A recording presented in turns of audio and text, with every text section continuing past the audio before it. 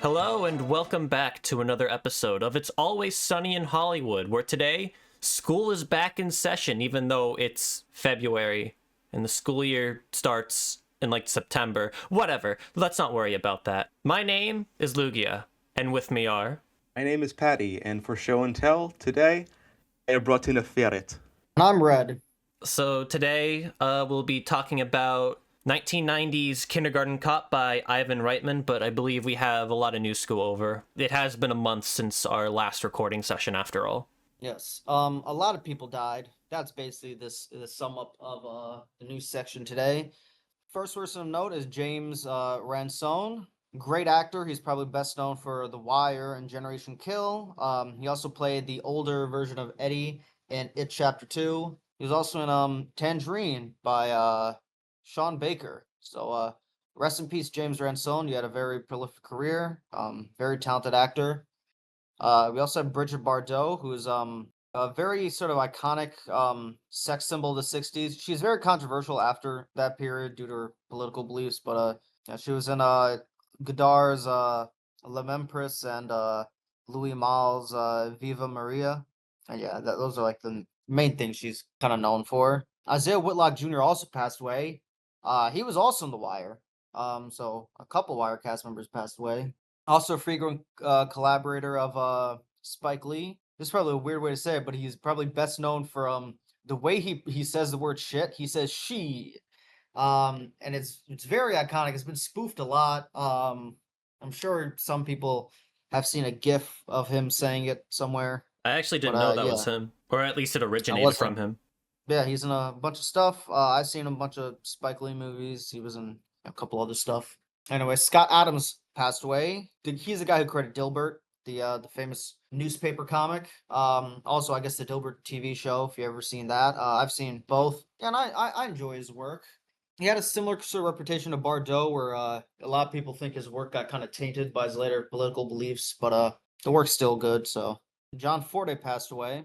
He is a record producer, probably best known for working with the Fugees and A Tribe Called Quest. So rest in peace to him. Then Marcus Gilbert passed away. Well-known English actor, appeared in a couple things. Army of Darkness, is one we've talked about on the show before. Played Lord Arthur in of Army of Darkness. So yeah, it was in a couple other things. Respectable career, if a bit not a ton of note. And then Catherine O'Hara passed away. Legendary comedian. Everyone's seen something she was in. Beetlejuice, After Hours, the Home Alone movies. And we just talked about Home Alone not that long ago. A bunch of the Christopher Guest movies, like Waiting for Guffman and Best in Show. So yeah, just a very, very prolific career. One of those like kind of all-time comedic greats. And I think her most recent role of note was a Moira Rose in the sitcom Schitt's Creek, which I've not seen, but I've heard good things about it. That's it in terms of obituaries. So want to jump into Kindergarten Cop now? Let's go.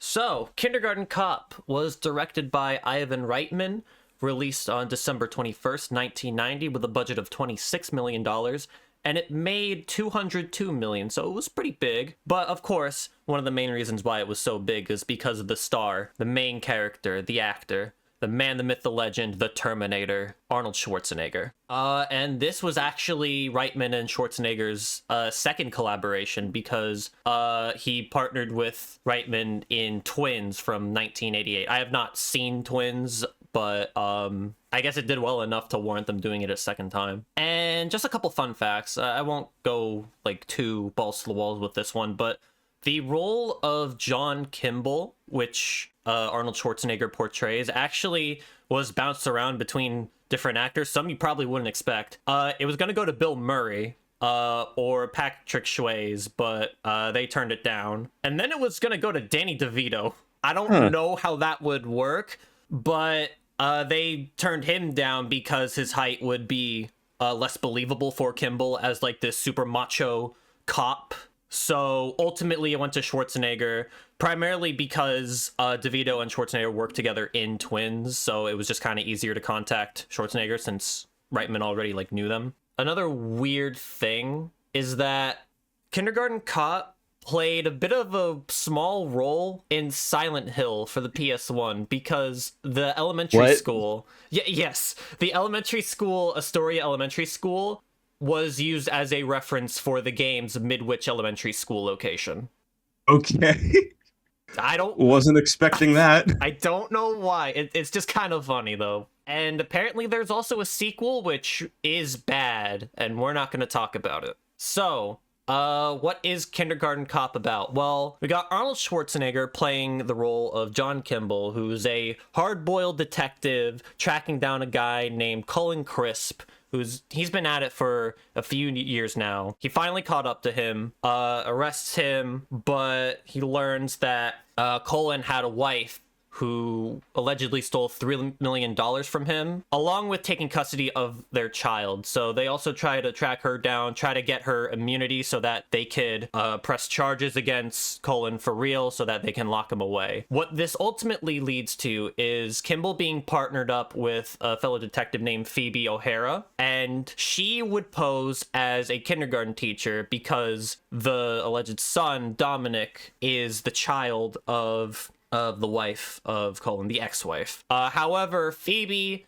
gets really sick as soon as their partnership begins. So what this ultimately means is that Kimball has to now basically be a substitute kindergarten teacher, learn to get along with the kids, try to make his job work, all the while not trying to lose his fucking mind, and also keep track of his current duties as an officer of the law. And that's basically it. So, what did we think? So, I feel like most of us probably know Kindergarten Cop as the movie where Arnold Schwarzenegger yells "shut up." And At least it's that's not how I a knew about it. tumor. Mainly through memes, you've probably heard of this movie. At least that's how I heard of it. I never really had an interest in it. It never really caught me.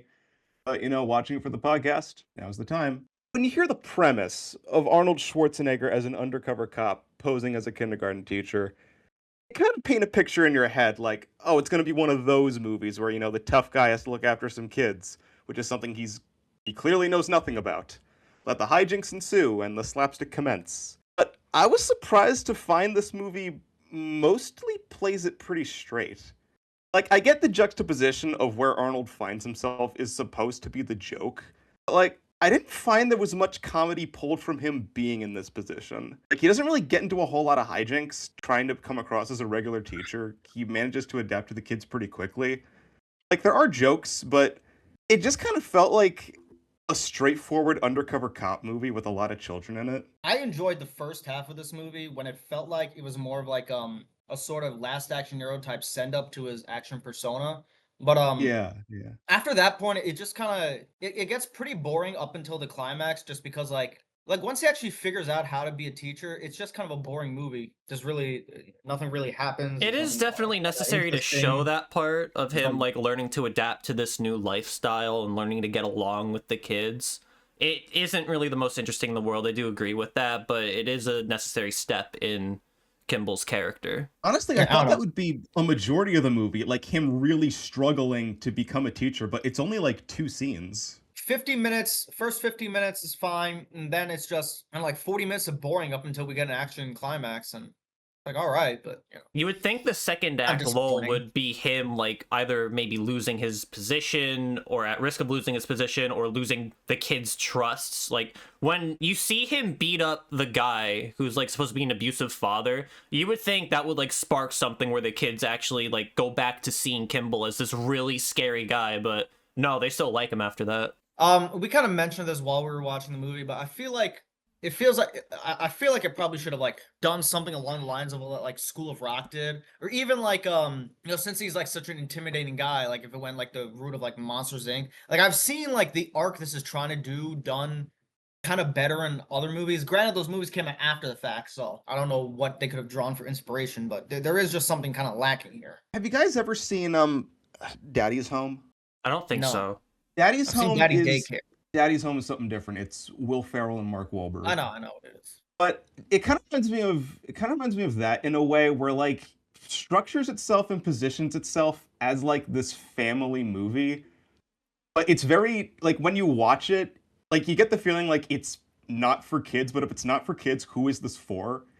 because like it has that silly premise of Arnold Schwarzenegger as a kindergarten teacher, but it also has like serious scenes discussing domestic abuse. There's like partial nudity. There's people getting shot. The first 20 minutes plays it like some sort of Terminator spin-off or something where Arnold Schwarzenegger is like stone cold doing his job, like fucking up people. I dug the vibe. Like he was busting down doors, not giving a shit. In a way, I think this movie might kind of serve as a commentary of Arnold Schwarzenegger's career, because you had him in Terminator. He was kind of like a slasher villain in that one, like the main threat. And then, I haven't seen Twins, but I'm pretty sure Twins is like a much more comedic movie that's way more lighthearted in tone. And this movie essentially kind of combines the two. So I feel like the tonal whiplash of these two personifications of Arnold Schwarzenegger as an actor was intentional. I think the movie mostly works. It just runs out of ideas. Like that's kind of the issue. The issue isn't like anything I actually find like inherently flawed with the movie. I just think it gets boring. Yeah, I would agree. Like by the last 30 minutes, I was kind of clocking out.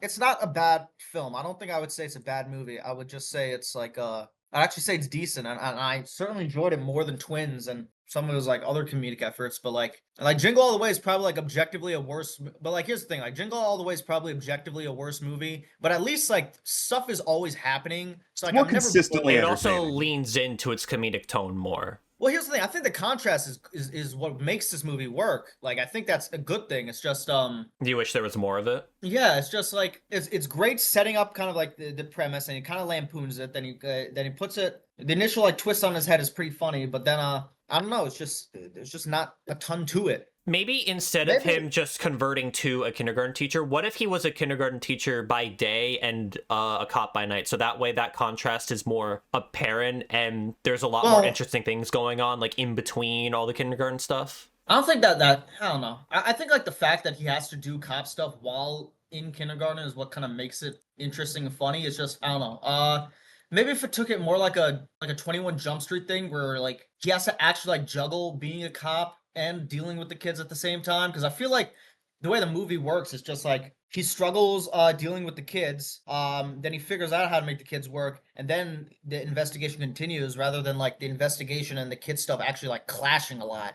Like they don't actually really like it feels like his struggles with the investigation, his struggles with the kids are completely separated, when in say like 21 Jump Street or even School of Rock, you know, the fact keeping up the lie and keeping up the keeping up the kind of undercover thing in both those movies is like, you know, they actually like clash, you know, what they're doing. There is a bit of an overlap because he starts to get acquainted with that one teacher who he suspects is involved in everything, but even then you didn't need the kindergarten stuff to convey that. Yeah, that's just like a classic kind of I know we're ragging on this movie a bit, but is there anything we liked? I think it was pretty funny in the beginning. I'd say the whole first like hour of the movie is pretty good. It just runs out of steam. That's kind of the issue. That's like the exact opposite issue of Last Action Hero, where Last Action Hero feels like it's doing way too much. This one feels like it's not doing enough. And I guess if like in terms of all the comedic sort of sends up to Arnold's action persona, I would say True Lies is like the only one that actually kind of nails the balance. Yeah, so I'd say like if there's like a spiritual trilogy, I'd say it's those three with like, you know, kindergarten, the Goldilocks zone. Let's just say that. Yeah, it's like this one's too cold, this one's too hot, this one's just right. That's my take on Kindergarten Cop and Last Action Hero and True Lies. Now, ultimately, I'm gonna give it a thumbs up. Like it's like a very soft thumbs up, but I don't know. I feel like it's, you know, there are worse ways to spend your time, but it's fine for what it is. Like I didn't hate it. Yeah, like it's a movie like I probably won't go out of my way to watch again, but if somebody else wanted to watch it, I'd be like, yeah, okay. And you completely had no interest in this film beforehand. Like I wasn't avoiding it. It's just it was like I knew it was a movie that existed, but like I was never drawn to it. But again, but now after seeing it, it's all right. I didn't hate it. I didn't love it. Didn't hate it. It was okay. I'm probably not gonna go out of my way to see it again. Maybe if it did like Mrs. Doubtfire stuff or like Mr. Mom, I don't know. Then maybe there are movies that are like operate in a similar space to this that I think do the funny stuff better, but at the same time, I kind of feel like the fact it's an action movie is what, like, I don't know. I would like to see this premise done again, but yeah, for an action movie, though. And for an action movie, there's only two scenes, one at the beginning and one at the end. Like, definitely could use more of that. I mean, he beats up somebody, but I guess that doesn't count. That's not really an action scene. It's just, I don't know. if like Phil Lord and Chris Miller ever wanted to like tackle this idea, I don't know. I guess 21 Jump Street is like kind of the movie I wanted, except that's them undercover as high school instead of teachers. But in terms of balancing like the actual school antics and action stuff, it's okay. It's like a tentative thumbs up, not 2 thumbs up, maybe like one thumbs up. But yeah, I thought it was okay. It's just nothing. At least the cast brought their A game. Like Arnold Schwarzenegger was pretty fun, and I liked his assistant, Pamela Reed. Pamela Reed honestly was like probably the best actor in this film. She kind of stole the show. And she didn't overstay her welcome, which is she was like there the perfect amount. I don't think I've even seen her in anything else. She looked like a little familiar. I just can't remember what I've seen her in. Oh, okay. I've seen her in The Right Stuff and the Mr. Bean movie. She was also in Junior, which is the movie where Arnold Schwarzenegger gets pregnant. What? Yeah, there's an Mpreg Arnold Schwarzenegger comedy movie. Because somebody out there wanted that? Yeah.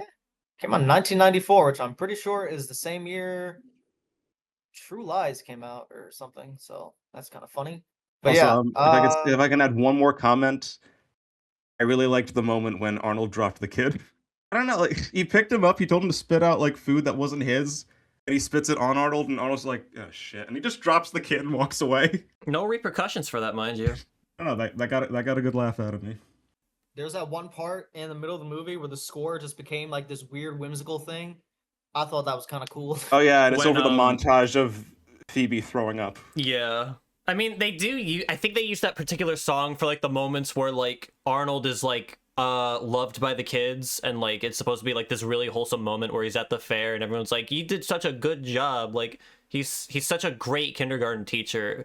But you also have that song playing when Phoebe's like actually fucking dying. Like when things start working, I actually thought it was kind of funny because like all he was doing, he was just screaming at the kids, but this time like with the whistle. Like, is that really that different? from what It's he was so doing bizarre before? too, because you think it like there would be repercussions for that too, because he doesn't treat the kindergarten class like a kindergarten class. He treats it like a boot camp.